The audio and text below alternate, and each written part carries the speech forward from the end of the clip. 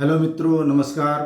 आज मैं उन विद्यार्थियों के लिए ऐसी समस्या के बारे में बात करने के लिए आया हूँ जिनका कि अक्सर मेरे पास या तो मेल आता था या तो हमें मैसेज आते थे। तो मैं आज उन्हीं के लिए वीडियो बना रहा हूँ। आप शुरू से लेकर अंत तक देखिएगा, आपकी बहुत सारी समस्याओं का समाधान हो जाएगा। एक वीडियो के रूप में मैं लेकर के आया हूँ ताकि आपका सारा समस्या जो आपने लिखा है उसका एक समाधान कर सकूँ।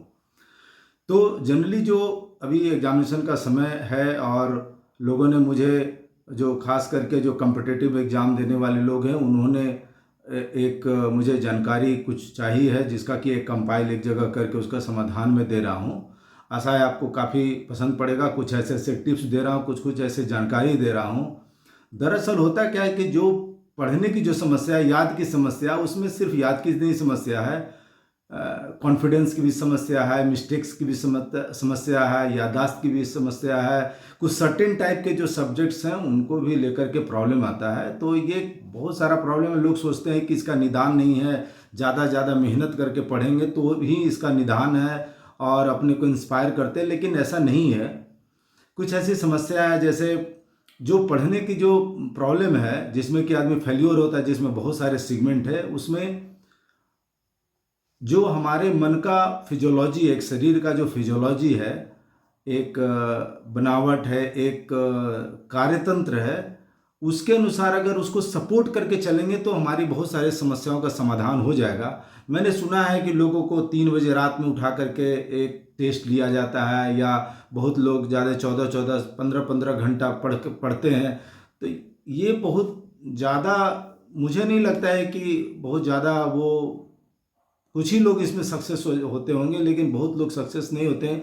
खास करके लोगों का स्वास्थ्य भी इसमें खराब हो जाता है। और जो समझने के लिए अगर कम पढ़ेंगे और ज़्यादा उसमें समझ में आएगा, तो शरीर का जो परिस्थिति है, जो एक फिजियोलॉजी है, जो भगवान ने हमें बनाया, जो नेचर ने हमें दिया है, उनके साथ लेकर के हमें चलना है, उनको समझते हुए चलना है। तो एक छोटा सा मैं बात बता रहा हूँ जिसमें कि ये सोचना कि आखिर इसमें फेल्योर कहाँ हो रहा है। हो सकता है मैं जो आपको बताने जा रहा हूँ, कुछ टिप्स देने जा रहा हूँ, हो सकता है कि आपको उसमें समस्या का समाधान नज़र आ जाए। हो सकता है कि लगे कि हाँ, कुछ हमें हिंट्स मिला। तो ये एक अच्छे डॉक्टर जो है, मेरा ये वीडियो बनाने का उद्देश्य ये है कि कोई भी होम्योपैथिक डॉक्टर आपको इन समस्याओं का समाधान कर सकता है। होम्योपैथी की ऐसी चिकित्सा पद्धति है जो मन के बारे में, मन का विज्ञान है, शरीर की समस्याओं को तो दूर करता है, लेकिन मानसिक लक्षणों पे इनका तवज्जो ज़्यादा होता है। इसी से ही हम लोग पेशेंट का शारीरिक समस्याओं का भी समाधान करते हैं और मानसिक समस्याओं का भी समाधान करते हैं। तो आइए मैं बात करता हूँ। जैसे कि एक औसतन 24 घंटे में औसतन 60,000 विचार दिमाग में आते हैं। कि इन्होंने सोचा नहीं होगा, 60,000 विचार दिमाग में आते रहते हैं। 60,000 थॉट्स हैं वो क्रिएट होते हैं। उसमें 40,000 विचार जो है निगेटिव ही होते हैं। बोलते हैं 70 to 80% विचार निगेटिव आते, कहीं कहीं ऐसा भी लिखा हुआ है। 60,000 विचार में यदि 40,000 विचार निगेटिव होंगे तो क्या असर होगा। तो इसके लिए कुछ उपाय है, इसके लिए कुछ विधि है। अगर उसको सपोर्ट लेकर के चलेंगे तो कन्फ्यूजन भी नहीं होगा, फेल्योर भी नहीं होंगे और सक्सेस तुरंत मिल जाएगा। एक आप प्रयोग करें, मैं दवाई के बारे में बताऊंगा, थोड़ी दवाई के बारे में बताऊंगा, जो कि एक कुशल डॉक्टर के निगरानी में आप अगर लें तो ज़्यादा सक्सेस ज़्यादा मिलेगा। इसमें कि जो हमारे थॉट्स है, आखिर उसको कम कैसे किया जाए, तो इसके लिए कुछ उपाय है जो कि आप थॉट कम करेंगे। और एक कैप्सूल प्रोग्राम बताऊंगा जिसमें कि आप ज़्यादा आप पढ़ सकते हैं। ज़्यादा जो हम सोते हैं, सोने में भी पढ़ने की व्यवस्था कैसे हो जाएगी, कैसे करके आपका आंतरिक मन जो आपने दिन में पढ़ा है वो आंतरिक मन उसको दोहराएगा, ये भी मैं आपको बताऊंगा। ये टिप्स बताऊंगा, वो आपको मदद करेगा। पहले तो थॉट्स तो करना क्या है, थॉट्स को कम कैसे करना है। क्योंकि एक घड़ा में अगर बहुत सारा छेद रहेगा तो उसका नो डाउट सारे पानी का फोर्स कम होगा। अगर एक एक छेद रहेगा तो उसका फोर्स ज़्यादा होगा। बहुत सारे नल आप अगर अपने घर के खोलेंगे तो थोड़ा सा कम फोर्स आएगा, और एक नल खुला रहेगा तो ज़्यादा फोर्स आएगा। इसीलिए कम से कम विचार अगर आपके पास है तो देखने से, सुनने से बहुत सारे थॉट्स क्रिएट होते हैं। अनवांटेड थॉट्स कैसे करके निगेटिव विचार को हटाना है, मैं उसके बारे में बता रहा हूँ। एक प्रयोग करें। जब आप सोने के लिए जाएं तो एक एक बहुत ढीला ढाला वस्त्र पहने जो कंफर्ट फील हो, और पीठ के बल लेट जाए, या जैसे मर्जी आप कंफर्ट फील करें, और अपने शरीर को एक आदेश दे कि पूरा मेरा पैर और मेरा हाथ पूरा स्थिर हो रहा है, शून्य हो रहा है, और इसमें एकदम स्थिरता आ गई है। उसके बाद मन को विचार दे कि हमारे विचार नहीं है, शून्य हो रहे हैं और स्थिर हो रहे हैं, कहीं कोई विचार नहीं है। और ये जब आदेश 2-3 बार 4 बार देंगे तो देखेंगे कि धीरे धीरे धीरे धीरे आपका विचार जो है आपका कम होगा। और सोते समय क्या करें कि उल्टा आप सोचें। जैसे कि आपने बेड पे लेटा, बेड पे लेटने के पहले आपने क्या किया कि आपने मच्छरदानी को लगाया है, या फिर उसके पहले आपने तकिया को, पिलो को आपने एडजस्ट किया है, बेडशीट को एडजस्ट किया है। फिर उसके पहले उल्टा रिवर्स सोचना है। दिन भर जो आपने जो किया हुआ एक गठरी को आपने बांधा, एक कॉम्प्लेक्स माइंड को एक निर्मित किया है, उसको हटने के लिए उसको रिलैक्स करना है और यही उल्टा सोचना है। उसके पहले मैंने चप्पल खोला, उसके पहले यदि बाथरूम गए हो तो बाथरूम के बारे में सोचना, उसके पहले आपने किताब निकाला होगा उसके बारे में सोचे। जो जो करना है उसके पीछे पीछे सोचते, उल्टा सोचना है। और जाते जाते अगर आपको नींद आ जाए, ज़बरदस्ती सोचना नहीं है, ज़बरदस्ती नहीं सोचना है, क्योंकि हमने माइंड को रिलैक्स करना है। और पीछा उसके पहले आपने पढ़ा होगा तो जो भी पढ़ा हुआ उसको एक कैप्सूल फॉर्म में, एक बहुत एक आध मिनट में आपने जो अगर 4-5 घंटे का भी पढ़ा तो 1 मिनट में वो थॉट्स क्रिएट, जो जो पढ़े हुए उसके मेन टॉपिक को आप देखते जाए, समझते जाए कि हाँ ये मैंने ये पढ़ा, और उसको रिटर्न होते चल जाए। आप देखिएगा बहुत थोड़ा में अगर आपकी नींद आ गई तो बहुत अच्छा, धीरे धीरे प्रैक्टिस सघन होता चला जाएगा और धीरे धीरे वो कैप्सूल के फॉर्म में आपके माइंड में रहेगा। नींद आ गया तो जो लास्ट का जो थॉट्स होता है, सोने के पहले का जो थॉट्स होता है, वो सुबह का पहला थॉट्स बनता है। यदि आप सोच रहे हैं पढ़ाई के बारे में, वो जो जो रिटर्न सोच रहे हैं, तो फिर उसके बारे में वो पढ़ाई आपके सबकॉन्शियस माइंड में वो रिवाइज होता रहेगा और आप आराम से सोए रहेंगे, तो आपका ये ब्रेन आपका बहुत अच्छा से काम कर लेगा। दूसरा मैं एक प्रयोग और बताऊंगा कि सुबह जब आप उठे, जब भी उठे, जब फ्रेश हो, तो थोड़ा सा आंख बंद करके अपने नाक में, क्योंकि विचार का जो काट है ना वो सांसी है। श्वसन क्रिया में प्राणायाम एक ऐसी विधि है जिसमें कि आपके विचार कम होते चल जाते हैं। जितने गहरे सांस जाएंगे उतने विचार कम आएंगे, और जितने कम विचार माइंड में होंगे वो ज़्यादा उतना तीव्र होंगे, फोर्स उसमें ज़्यादा होगा, और एक सब्जेक्ट पे आपका कंसंट्रेशन बढ़ जाएगा। तो जिनको कंसंट्रेशन की समस्या हो, जिनको कन्फ्यूजन की समस्या हो, तो वो इस प्रयोग को कर सकते हैं। नाक से जो निकलती हुई जो हवा है वो थोड़ा गर्म होती है, और जो बाहर जो सांस इनहेल करते हैं वो थोड़ा ठंडा होता है। तो बस कुछ नहीं करना है, उसके साथ सांस के साथ लड़ना नहीं है, सांस को बस देखना है, दृष्टा की भांति देखना है, फील करना है कि बॉडी ने जो सांस लिया, तो यहाँ नाक के भीतर में नॉस्ट्रिल में आप फील करेंगे कि जो सांस जा रही है वो थोड़ी सी गर्म हो रही है, ठंडी हो रही है, और जो निकल रहा है वो थोड़ा गर्म होना।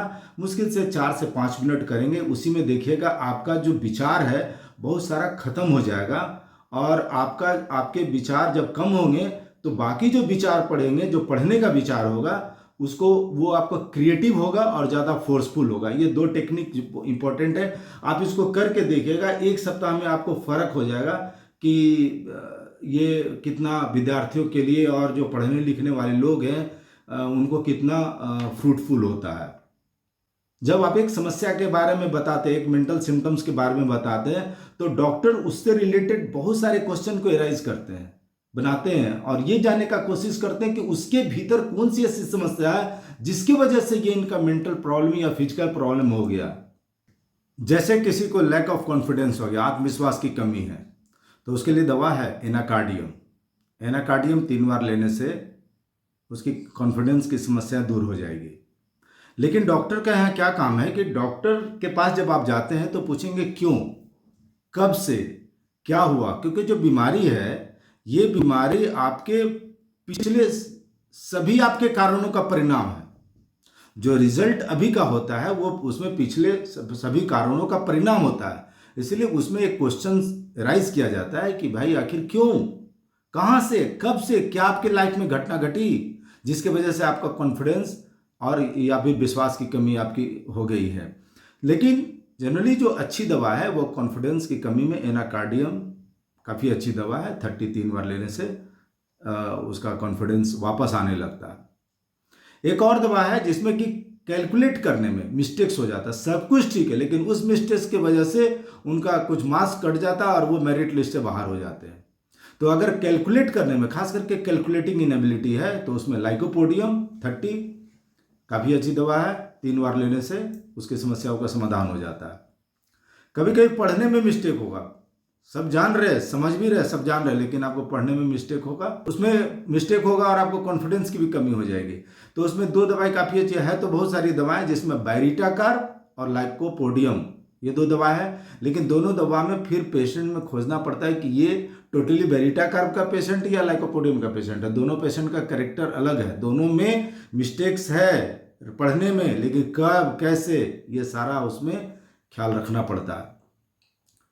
पढ़ने में तो हो गया, 2 दवाओं के बारे में बता दिया। एक है स्पेलिंग, लिखने में लिखेंगे तो स्पेलिंग नहीं मिस्टेक कर लेंगे। स्पेलिंग मिस्टेक में 42 मेडिसिन है, लेकिन जनरली लाइकोपोडियम एक अच्छी दवा है जिसमें कि लिखने में स्पेलिंग अगर मिस्टेक कर देते हैं तो उसमें लाइकोपोडियम अच्छी दवा है, जिसको 2 या 3 बार या 1 डोज जैसी पेशेंट की अवस्था रहती है उसके अनुसार उसका समाधान उसकी दवाएं बनती है।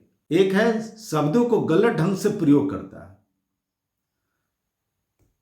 मतलब जहां उसको प्रॉपर लगाना चाहिए शब्द वो शब्द का इस्तेमाल नहीं करके है, तो उसमें 91 मेडिसिन लगभग, लेकिन वर्ड्स जो होता है वो गलत ढंग से इस्तेमाल करता है। उस दवा का नाम है चाइना 3 बार या 201 डोज में देने से उनकी ये समस्या ठीक हो जाती है। जो विद्यार्थी पढ़ना नहीं चाहते, सोचने और विचार करने में केंद्रित नहीं कर पाते हैं, असमर्थ रह जाते हैं, उनकी दवा है एथ्यूजा, AETHUSA, एथ्यूजा। ये जो है, जो विद्यार्थी पढ़ना नहीं चाहते हैं, सोचने और विचार करने में अपना कंसंट्रेशन नहीं लगाना चाहते हैं, लग नहीं पाता है, तो उसकी दवा एथ्यूजा। और जिनको बहुत सारा विचार आता है, अभी मैंने कुछ आपको प्रयोग 2 बताया था जिसमें कि आपके विचार जो बहुत सारे हैं लेकिन उठपटांग विचार आ रहा है, कभी कुछ कभी कुछ कभी कुछ विचार आ रहा है, तो उसकी दवा है स्ट्रामोनियम। स्ट्रामोनियम दवा लेने से ये जो बहुत सारे जो विचार आते रहते हैं, अनवांटेड थॉट्स आते रहते हैं, वो विचार ठीक हो जाते हैं। याददाश्त की अधिक कमी है, ज़्यादा अगर मानसिक कार्य अगर कर रहे हैं, भूलने की प्रवृत्ति यदि है और चिड़चिड़ापन हो गया है, तो उसकी दवा है एनाकार्डियम, जो कि लैक ऑफ कॉन्फिडेंस में भी जो दवा मैं बताया था वो भी एनाकार्डियम है और इसमें भी एनाकार्डियम है। अगर आप एग्जामिनेशन देने जा रहे हैं लेकिन उसके पहले आपका कॉन्फिडेंस भी लूज हो गया और बहुत सारा डर रहे कि अरे क्या होगा, असफल हो जाएंगे, सक्सेस नहीं मिल पाएगा, तो ये आपको परीक्षा में लिखने ही नहीं देगा। ये जो डर है ना, फियर है, ये आपको लिखने नहीं देगा। तो उसकी दवा है अर्जेंटम नाइट्रिकम। उसमें आपको परीक्षा में जो असफलता का जो डर है वो खत्म हो जाएगा, कॉन्फिडेंस हो जाएगा। परीक्षा से पहले डर, परीक्षा देने के लिए जा रहे हैं और ज़्यादा पढ़ने से अगर मानसिक थकान आपकी हो जा रही है तो उसकी भी एक दवा है, वो भी एनाकार्डियम है, काफ़ी अच्छी दवा है एनाकार्डियम। डरपोक किस्म का यदि व्यक्ति है तो यह परीक्षा में फेल होने का डर है, तो उसकी दवा लाइकोपोडियम है। मेडिकल एग्जामिनेशन का डर, लोग नीट देने के पहले, मेडिकल एग्जामिनेशन देने के पहले अगर जिनको डर हो गया हो तो उसकी दवा है एंटिमटाट सेनिक्यूला, काफ़ी अच्छी दवा है। मेडिकल एग्जामिनेशन देने का डर, उसमें तो बहुत ज़्यादा डर रहता है इंजीनियरिंग, मेडिकल और भी एग्जामिनेशन में, लेकिन खास करके मेडिकल एग्जामिनेशन में यदि डर है तो उसकी दवा है एंटिमटाट सेनिक्यूला। ये दोनों दवा है। सेनिकुला का जो पेशेंट होता है उसको कंसंट्रेशन में भी दिक्कत होता है, लैक ऑफ कंसंट्रेशन भी होता है, और मेडिकल एग्जामिनेशन का तो डर होता ही है, और साथ में एक विषय से दूसरे विषय में जल्दी से मन चला जाता है। एक विषय पढ़ते पढ़ते उब जाएगा, फिर दूसरे विषय में चला जाए, नहीं पढ़ना है। एक विषय से दूसरे विषय में मन चला जाता है, ज़्यादा वो टेंशन नहीं लेता है। एक पढ़ते पढ़ते क्या होगा, दूसरे विषय में चला जाता है। एग्जामिनेशन फियर फोबिया जो कहिए उसकी एक दवा एथ्यूजा काफ़ी अच्छी दवा है, पहले भी मैं चर्चा किया हूँ। तो ये सब दवाओं समय समय पर इस्तेमाल करने से आपकी जो समस्या हैं, जो प्रॉब्लम है एग्जामिनेशन को लेकर के, पढ़ने को लेकर के, ये दूर हो जाएगा। इन दवाओं का किसी कुशल होम्योपैथिक चिकित्सक के द्वारा ही इलाज कराएं, क्योंकि वो सारे एस्पेक्ट्स को देख करके दवा का चुनाव करेंगे और आप इनका फ़ायदा लें। इस चैनल को लाइक करें, सब्सक्राइब करें। मैं बहुत सारे ऐसे सामग्री लेकर के आने वाला हूँ जो कि आपको डे बाय डे जीवन में आपको बहुत ही सुधार करेगा, और ये भी समझ में आपको आएगा कि होम्योपैथिक से किन किन समस्याओं का आसानी से इलाज संभव है। तब तक के लिए आज्ञा दीजिए। धन्यवाद। नमस्कार।